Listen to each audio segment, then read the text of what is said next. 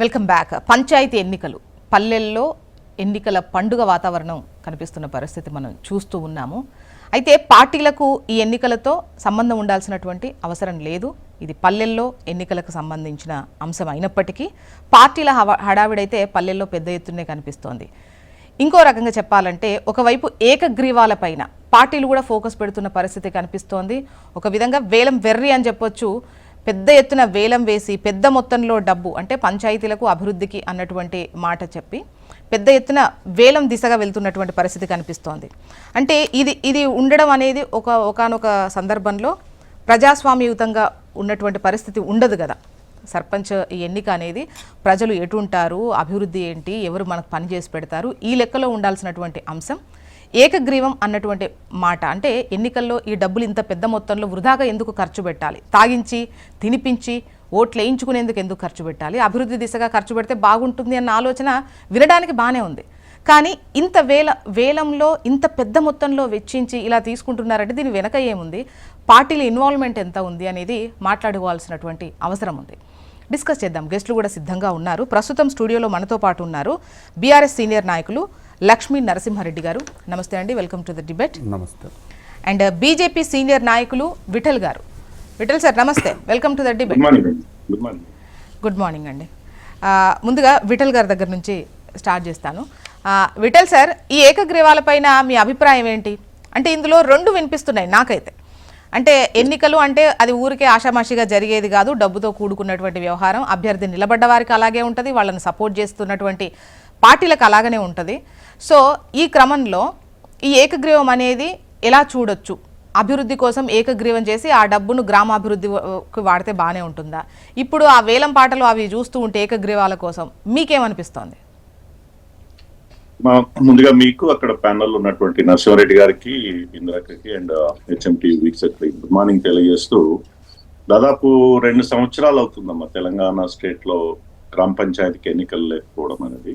ఆలస్యమై మనకు పంచాయతీరాజ్ చట్టం ప్రకారం కానీ లేకపోతే పార్లమెంట్ ఉన్నటువంటి 73-74 అమెండ్మెంట్ ప్రకారం పంచాయతీరాజ్ ఎలక్షన్స్ గడువులోగా విధిగా తప్పనిసరిగా ఎన్నికలు పెట్టాలి.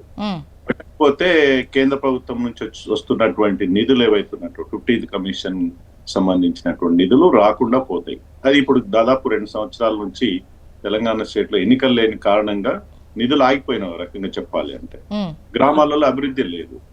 ఇవాళ గ్రామాభివృద్ధి అనేది సర్పంచ్ లేకపోతే ఆ విలేజ్ సెక్రటరీ, ఆ పారిశుద్ధ్యము, వాళ్ళకి ఇవ్వాల్సిన జీతాలు ఇవన్నీ కూడా అస్తవ్యస్తమైనటువంటి వ్యవహారంలో ఉంది. గ్రామాలలో నిధులు అనేది ప్రజలు పన్నుల రూపంలో కట్టరు, కేవలం ప్రభుత్వం ఇస్తున్నట్టు దానిపైన నడవాలి. ఇంకోటి ఎన్నికలు జరగడం అనేది శుభపరిణామం, మనం వెల్కమ్ చేయాలి.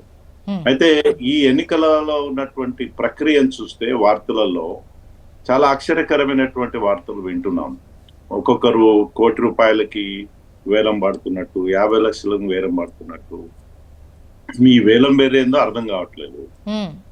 నిజంగా ఇవి రాజకీయాలకు అతీతంగా, పార్టీలకు అతీతంగా జరగాల్సిన ఎన్నికలు అయినప్పటికీ కూడా గ్రామాలలో గ్రామ పంచాయతీకి మరి ఎందుకు అంత డబ్బు ఖర్చు పెట్టి ఒక సర్పంచ్ కావాలనుకుంటున్నాడు? వేలంలో పాటు పాడి ఇది ఒక వ్యాపారంగా చూస్తున్నారా?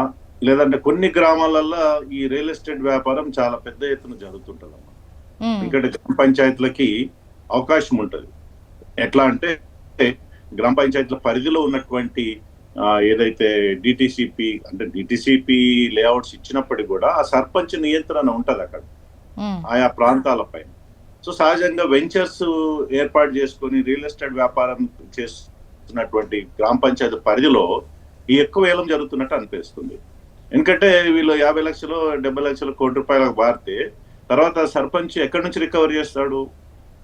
ఆయా తన ప్రాంతంలో ఉన్న, తన ఆధీనంలో ఉన్నటువంటి రియల్ ఎస్టేట్ వ్యాపారం నుంచి ఏదో ఒకటికి ఆంక్షలు పెట్టో లేకపోతే భయపెట్టో ఆ డబ్బును వసూలు చేసుకోవడానికి అవకాశం ఉంటుంది. లేదంటే ఎందుకు పెడతాడమ్మా ₹1,00,00,000?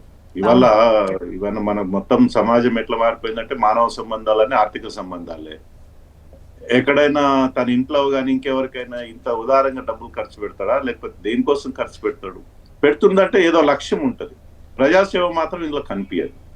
సరే 5 లక్షలు 10 లక్షలు వేలం చేసి ప్రభుత్వం ఇస్తున్న ప్రోత్సాహంతో 10 లక్షలు తీసుకొని అందరు ప్రజలు ఏకగ్రీవంగా ఎన్నుకుంటే అది ఓకే. ఒక మంచి వ్యక్తిని ఎవరు పోటీ చేయొద్దు, ఏకగ్రీవం అయితే ప్రభుత్వం నుంచి ప్రోత్సాహం 10 లక్షలు వస్తుందట, అది అవును న్యాయబద్ధమే. కానీ ఇది ఒక వేలం, ఒక పోస్టుని, ఆ పదవిని వేలం పాట వాడడం అనేది చాలా ఆశ్చర్యకరం. అంటే ఈ ఆలోచన యాక్చువల్ గా ఈ ఆలోచన ఏకగ్రీవం చేస్తే ఎన్నికలు నిర్వహించేటువంటి ఆ ఖర్చు ఏదైతే ఉందో అదే గ్రామానికి అభివృద్ధికి ఉపయోగించడం అనేది మంచి ఆలోచన ప్రభుత్వం తరఫు నుంచి. ప్రభుత్వం నుంచి ఆ ప్రోత్సాహం ఉంది కొంతకాలం, చాలా రోజుల నుంచి ఉంది. అది ప్రజలందరూ ఏకగ్రీవంగా ఎన్నుకుంటే, యునానిమస్ అనుకుంటే ప్రభుత్వం నుంచి ఆ ఫండ్ వస్తుంది.